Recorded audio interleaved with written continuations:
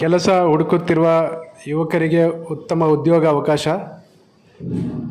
ದಾವಣಗೆರೆ, ಶಿವಮೊಗ್ಗ, ಚಿತ್ರದುರ್ಗ ವ್ಯಾಪ್ತಿಯಲ್ಲಿ ಹಳ್ಳಿಗಳಿಗೆ ಹೋಗಿ ರೈತರ ಜಮೀನುಗಳಲ್ಲಿ ಸೋಲಾರ್ ಕ್ಯಾಮರಾ ಅಳವಡಿಸುವ ಕೆಲಸ. ತಿಂಗಳಿಗೆ ಸಂಬಳ 15ರಿಂದ 18,000 ರೂಪಾಯಿ. ಅಲ್ಲದೆ ತಿರುಗಾಡುವ ಖರ್ಚು, ಊಟದ ಖರ್ಚು, ಲಾಡ್ಜ್ ಖರ್ಚು ಎಲ್ಲವನ್ನು ಕಂಪನಿ ಭರಿಸುವುದು.